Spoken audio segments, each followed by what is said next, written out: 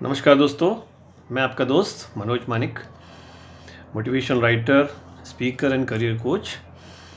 दोस्तों, मैंने काफ़ी वीडियोस आपकी सेवा के लिए या आपकी जानकारी के लिए मैंने अपने चैनल पर डाली हुई है। तो और आज भी मैं एक बहुत अच्छा टॉपिक लेकर आया हूँ।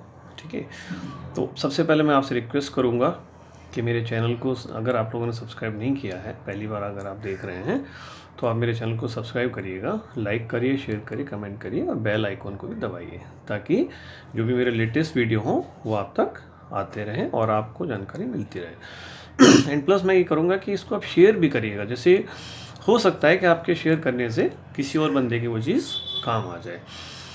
तो सबसे पहले तो मैं आप सभी को बहुत बहुत धन्यवाद भी अदा करूँगा कि आप मेरे वीडियोस को लाइक भी कर रहे हैं, व्यू भी कर रहे हैं काफ़ी कुछ, जिससे मुझे भी मोटिवेशन मिलती है। और मोटिवेशन इन द सेंस कि मैं फिर ये कोशिश करता हूँ कि और कुछ अच्छा टॉपिक, नेक्स्ट टॉपिक कुछ और ऐसा लाया जाए ताकि आप लोगों के लिए वो फ्रूटफुल हो सके। एंड आज मैं जिस टॉपिक को लेकर आपके पास आया हूँ वो है लोकतंत्र। वैसे तो ये नाम आपके लिए कोई नया नहीं है, अपरिचित भी नहीं है, काफ़ी बार आपने सुना होगा, लेकिन पिछले 20-25 सालों की अपनी व्यक्तिगत इस परिस्थितियों के आधार पर, या मैंने जो अपना स्वयं सेल्फ स्टडी की है इन चीज़ों को देखते ही, या जो मैं आसपास अपने सामाजिक व्यवस्था में या प्रशासनिक व्यवस्था में इन चीज़ों को देख रहा हूँ, तो मुझे लगा कि लोकतंत्र का जो वास्तविक स्वरूप है और जो होना चाहिए, है ना, या जो हमने किताबों में पढ़ा है, उसमें कहीं ना कहीं बहुत बड़ा अंतर है। ये अंतर कौन ख़त्म कर सकता है, कैसे ख़त्म हो सकती हैं सारी चीज़ें, है ना। तो ये सारी चीज़ें अब, क्योंकि अब हम लोगों की जो पीढ़ी है वो मतलब मीडियम मैच्योरिटी की तरफ हम लोग हैं, तो मेरा ऐसा मानना है कि आप लोगों में से जो लोग अभी युवा हैं, है ना, वो इस चीज़ को समझें, इसको गहन अध्ययन करें लोकतंत्र के इस विषय पर, शीर्षक पर, और कुछ नया तलाशने की कोशिश करें कि वास्तव में जो स्थिति लोकतंत्र की होनी चाहिए वही प्रकाश में आए, वही लोगों के सामने आए। तो लोकतंत्र का जैसे हम एक, अगर हम सामाजिक परिभाषा के सामान्य परिभाषा के रूप में अगर बात करते हैं, तो लोकतंत्र का मतलब ये है कि जहाँ पर लोगों के द्वारा सिस्टम को चलाया जाए। लेकिन आप थोड़ा सा बैक उसमें आइए, है ना, पृष्ठभूमि में जाइए कि लोकतंत्र का जैसा हम स्वरूप देखते हैं, शायद आपने भी महसूस किया होगा कि वास्तव में जो लोकतंत्र हमें दिया जा रहा है वो है क्या। कि जनता इलेक्शन के टाइम में एक डेट फिक्स होती है, ठीक है, उस समय अपने मताधिकार का प्रयोग करती है। जो प्रतिनिधि या जो व्यक्ति, जो कैंडिडेट हमें किसी पार्टी द्वारा थोपे जाते हैं, मैं इसको वर्ड को बहुत प्रेशर मतलब एक एम्फेसाइज करके बोल रहा हूँ कि थोपे जाते हैं, आपको उन्हीं में से चुनना होता है। कहीं भी ये सिस्टम नहीं है कि भाई हम इनमें से किसी को नहीं चाहते। अब आप नोटा पे मत आ जाइएगा, नोटा एक अलग व्यवस्था है कि हम इनमें से किसी को भी नहीं चाहते, भाई हम लोगों ने अपनी लोकल व्यवस्था के लिए इस आदमी को चुना है। अब जो लोग आपके सामने प्रस्तुत होते हैं अपने अपने स्वरूप में, अपने अपनी पार्टियों के द्वारा या अपने अपने समूह के द्वारा, संगठनों के द्वारा, वो ना तो आप उनसे अच्छी तरह परिचित होते हैं, ना ही वो आप लोगों से परिचित होते हैं। तो एक सिंडिकेट बनाया जाता है, एक सिस्टम तैयार किया जाता है कि ये देखा जाता है कि मेजॉरिटी ऑफ वोट कहाँ से खींचा जा सकता है और वहाँ पर किस आदमी का कब्जा है, ठीक है, उसको इम्प्रेस किया जाता है, ना कि उन लोगों को इम्प्रेस किया जाता है जिनके के लिए उसको शासन करना है या अपने गुणवत्ता का प्रयोग करके वहाँ समाज में विकास करना है। ऐसा आपने भी महसूस किया होगा, ठीक है। तो इसको हम लोकतंत्र नहीं मानेंगे, बिल्कुल भी लोकतंत्र नहीं मानेंगे इसको, तो मानना, मैं तो नहीं मानता, ठीक है। अब आप कहेंगे सर क्यों, फिर क्या है ये? तो ये है प्रतिनिधि तंत्र। जनता अपने द्वारा औपचारिक रूप से, वो औपचारिकताएं होती हैं, ठीक है, क्योंकि वोट देने जाना है, सरकारें बहुत सारा प्रचार करती हैं, उनको भी अपनी शासन व्यवस्था संभालनी है, ठीक है, सरकारें चलानी है। तो जिस दिन इलेक्शन होता है उस दिन जो प्रतिनिधि होते हैं आप उसको वोट देकर आ जाते हैं। वो जनता इसलिए प्रतिनिधि चुनती है सामान्य रूप में, है ना, कि वो जाकर के लोकसभा में या विधानसभा में जाएंगे और हमारे क्षेत्र की जो समस्याएं हैं जिनसे हम दिन प्रतिदिन इस तरीके से हम लोग अवगत होते रहते हैं, उनको वहाँ पर रखेंगे और जनता की आवाज़ बनेंगे। लेकिन आप अपने दिल पर हाथ रख के सोचिए, क्या ऐसा होता है? क्या आपकी वास्तविक रूप से समस्याएं वहाँ तक जाती हैं? और अगर आपको भी याद आ रहा हो किसी में से किसी को कि लोकसभा में, विधानसभा में सवाल पूछने तक की भी व्यवस्थाएं, मैं उस वर्ड को नहीं बोलूँगा, कि व्यवस्थाएं होती हैं, है ना। तो जो प्रतिनिधि होते हैं आपके सांसद या विधायक वगैरह, उसके भी पैसे सेट होते हैं कौन सा सवाल पूछेंगे। अब आप मुझे ये बताइए, मान लीजिए आप किसी सोसाइटी में रहते हैं, वहाँ पर आप लोगों का वर्चस्व में कहने का मतलब ये काफ़ी संख्या में आप लोग रहते हैं, और वहाँ पर मान लीजिए नालियाँ टूटी फूटी हैं या प्रॉपर नालियाँ हैं ही नहीं, या कच्ची नालियाँ हैं, है ना, कुछ इस तरह की व्यवस्था है, पीने के पानी की व्यवस्था नहीं है। अब आपने किसी जो थोपे गए हैं आपको 4 या 5 या 6 7 11 12 जो भी सौंपे गए हैं, आपको उन्हीं में से चुनना मजबूरी है आपकी, क्योंकि प्रतिनिधि तंत्र है लोकतंत्र नहीं है। ऐसी कोई व्यवस्था नहीं कि आपके साथ हमें इन 10 में से कोई पसंद नहीं है, हमें कोई 11वां पसंद है जो दिन रात हमारे घर आके बैठता है, हम उसके कान पकड़ के भी काम करा सकते हैं, ठीक है, हम इसको चुनेंगे। भले ही उसका 70 वोट हो, उससे क्या हुआ, भले ही उसके वोट कम हो, लेकिन भाई हमारा काम तो ये करा सकता है, हम तो इसको पकड़ सकते हैं। अनजान किसी आदमी को आप कैसे चुनेंगे जिसको आप जानते नहीं है, वो आन घर का जोगी जोग ना और आन गाँव का सिद्ध। तो मेरे हिसाब से ये लोकतंत्र की व्यवस्थाएं नहीं है।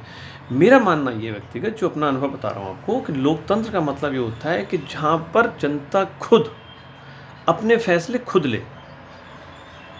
वो किसी प्रतिनिधि के ऊपर ना छोड़ दे, वो तो फिर गुलाम हो गए उसकी, मानसिक रूप से कह लो, राजनीतिक रूप से कह लो, प्रशासनिक रूप से कह लो, है ना, सरकार जो भी है, शासन के रूप से कह लो, तो उसी गुलाम है ना।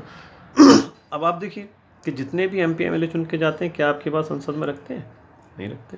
सरकारें क्या करती हैं? सरकारें आपकी बात को रखती हैं। वो हर सरकार अगर मेजॉरिटी में नहीं है, मान लीजिए, हाँ, मेजॉरिटी में है तो वो तानाशाही करेगी, जैसे कुछ सरकारों ने पहले किया हुआ है, आप लोगों के सब संज्ञान में हो गई, ठीक है। और अगर मान लीजिए कोई सरकार मेजॉरिटी में नहीं है और किसी पार्टी का समर्थन लेकर के अपनी सरकार चला रही है, तो उसका अधिकांश समय इस बात में निकल जाता है कि जिन सदस्यों का उसको समर्थन मिला है, ठीक है, उनको मनाने में, रिझाने में और उनकी बात सुनने में निकल जाता है, और उसका भी दुरुपयोग होता है।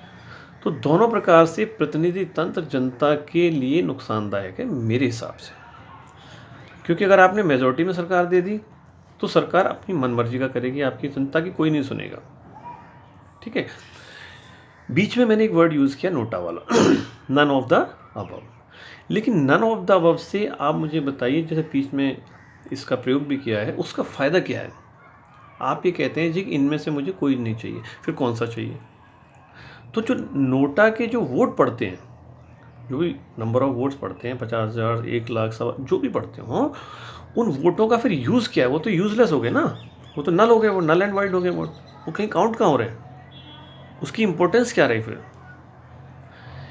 सिस्टम ऐसा होना चाहिए कि अगर नोटा के वोट प्रतिनिधि के वोट से ज़्यादा पड़ जाते हैं, तो इनमें से फिर जनता जिसको खुद कहेगी उसको चुना जाना चाहिए, वहाँ के लोकल के लोग। तो आप ये देखिए, अब जब आपने शासन चुना, आपने सरकारें बनाई, सरकारों में आप देखिए, स्टार्टिंग से आप लीजिए, जैसे शहरों में होता है पार्षद, पहले सभासद होते थे, नगर निगम जहाँ होती है वहाँ पार्षद होते हैं ना। गांव में ग्राम प्रधान है या पंच है, सरपंच है ना, या ब्लॉक्स में ब्लॉक प्रमुख आते हैं। इतनी सारी व्यवस्थाएं हैं, इतने सारे पद हैं, फिर भी विकास नहीं है, पब्लिक परेशान है। किसी का राशन कार्ड नहीं बनता है, किसी घर की नालियाँ साफ करने पानी नहीं आ रहा है, टेल में पानी नहीं आ रहा है, नहरों में सिंचाई के लिए। क्यों परेशान है जनता, मुझे बताइए। अगर लोकतंत्र है तो आपके प्रतिनिधि ही आपकी बात नहीं सुनते हैं, क्या ये लोकतंत्र है? आप बताएं भाई। ग्राम प्रधान, पंच, सरपंच, मुखिया, है ना, और क्या बोलते हैं आपको, नगर पालिका के पार्षद, क्षेत्र पंचायत, नगर पंचायत, इतनी सारी तो व्यवस्थाएं हैं। फिर आपके विधायक हो गए, फिर MP हो गए, क्या करते हैं लोग? मेरे हिसाब से तो ये सब लोग केवल अपनी कुर्सी बचाने में और अपने अस्तित्व को बचाने में, इन चीज़ों में ज़्यादा समय बर्बाद करते हैं, ना कि जनता की सुनवाई करने के लिए। तो फिर ये लोकतंत्र मेरे हिसाब से तो नहीं माना जाना चाहिए। अब प्रश्न ये आता है दूसरा, फिर इसका समाधान क्या है? मैंने आपको समस्या तो बता दी, फिर समाधान क्या है? तो समाधान के लिए आपको जागरूक होना पड़ेगा, कुछ इस प्रकार की व्यवस्थाएं आपको सोचनी पड़ेगी कि जो आपका क्षेत्र है आसपास का, जैसे वो एक बहुत अच्छी व्यवस्था है कि गांव का प्रधान होता है, ठीक है, ऊपर से सरकार से पैसा आता है, उस पैसे को ब्यूरोक्रेट्स लोग रिलीज़ करते हैं। उनकी इच्छा होगी तो उस क्षेत्र के लिए देंगे, उस क्षेत्र का प्रतिनिधि आप चाहेगा, ठीक है। अगर मान लीजिए वहाँ का जो विधायक है वो ज़्यादा दबंग है, तो उस गांव प्रधान के लिए उधर उस गांव से आपके वोट नहीं पड़े मान लीजिए उसको, तो क्या करेगा, उस जो ग्राम प्रधान की जो फंडिंग है ना, जो भी सहायता आनी है, आर्थिक मदद आनी है, उसको रुकवा देगा। तो आपको क्या फ़ायदा हुआ, आपको उसको विधायक चुनने का क्या फ़ायदा हुआ? क्योंकि जाहिर सी बात है, ग्राम प्रधान से या पार्षद से प्रधान की एमएलए की जो पावर होती है वो ज़्यादा होगी। तो नुकसान किसको हुआ? नुकसान हुआ आपको। प्रधान को तो जो कुछ होना है वो तो होगा ही भाई, विधायक को तो तनख्वाह मिलती है, उनको पेंशन भी मिलती है, सब काम होगा उनका, वो तो चाहे एक दिन के लिए चुने जाए, चाहे 1 साल के रहें, चाहे वो 10 बार चुने जाएं। नुकसान आखिर में जनता का होता है। तो मेरा ये मानना है कि जो ऊपर के जो पद हैं एमपी एमएलए वाले, इनको ख़त्म किया जाना चाहिए, और जो क्षेत्रीय पद हैं जैसे पंच के हैं, सरपंच के हैं, ग्राम प्रधान के हैं, क्षेत्र पंचायत के हैं, है ना, नगर पालिका पार्षद है, उस सभासद है, या नगर निगम में पार्षद है, यहीं तक व्यवस्था रहनी चाहिए। और ये जो फंड्स आते हैं ये ब्यूरोक्रेट्स के द्वारा, DM, CM, deputy commissioner, DC, है ना, ये सब अटरम सटरम इनको ना दे करके जिसको जनता ने चुना है प्रतिनिधि, उसके अकाउंट में ये पैसा जाना चाहिए और उसको इसका जिम्मेदार ठहराया जाना चाहिए। अब मान लीजिए आपके ग्राम का ग्राम प्रधान बहुत ईमानदार व्यक्ति है, मेहनती है, ठीक है, उस आपके आसपास की जो समस्याएं हैं उनकी योजनाओं को लेकर के अपने जिले के जिलाधिकारी के पास जाता है, ठीक है। अगर जिलाधिकारी उसकी बात को नहीं मानता है, क्योंकि वहाँ पर और दबंग लोग बैठे हैं, मिनिस्टर लोग बैठे हैं, एमएलए जो एमपी लोग बैठे हैं वो बैठे हैं, वो नहीं उसको होने देंगे, उसमें उसकी परसेंटेज सेटिंग है, वो नहीं देता भाई, वो तो ईमानदार आदमी है, तो वो जो फंड रिलीज़ होना है वो फंड रिलीज़ नहीं होगा। आप समझ रहे हैं? तो जो पैसे जिसके हकदार आप लोग थे, जिसकी हकदार वो जनता थी उस क्षेत्र की, उसको नुकसान होगा। इसीलिए आप देखिए कि आज़ादी के 70-75 साल, 77 जो हमने इस बार 71वां 72वां गणतंत्र मनाया है ना, उसके बावजूद भी आज हमारा देश पूरी तरह से विकसित इसीलिए नहीं है क्योंकि हमारा सिस्टम खराब है, लोकतंत्र नहीं है हमारे यहाँ पर। इस चीज़ को आप मुगालते को तार दीजिए, हमारे यहाँ लोकतंत्र नहीं है, हमारे यहाँ प्रतिनिधि तंत्र है। इस प्रतिनिधि तंत्र के होने के कारण ही जनता को इस प्रकार की परिस्थितियों का या विषम परिस्थितियों का या परेशानियों का सामना करना पड़ता है। तो मैं ये मानता हूँ कि सच्चा लोकतंत्र वही होता है जहाँ पर जनता अपने फैसले खुद करे, अपना न्याय खुद करे। आप सालों कचहरियों के चक्कर ना लगाएं। अब आपने न्याय व्यवस्था में भी आप देखिए कि लोअर कोर्ट्स हैं, हाई कोर्ट्स हैं, तो सुप्रीम कोर्ट है, ठीक है। सुप्रीम कोर्ट का जो स्टेटस है वो इतना ऊंचा है, वहाँ के वकीलों का जो फीस है वो इतनी ऊंची है कि आम जनता वहाँ जा सकती है? नहीं जा सकती। हाई कोर्ट भी नहीं जा पाते लोग। 75% केसेस गरीब आदमी इसलिए हार जाता है कि वो हाई कोर्ट जा ही नहीं पाता और दबंग लोग वहाँ कब्जा कर लेते हैं। तो मेरे विचार से जो न्यायिक व्यवस्था भी है वो भी स्थानीय होनी चाहिए, उसके लिए बैठकर विचार किया जा सकता है।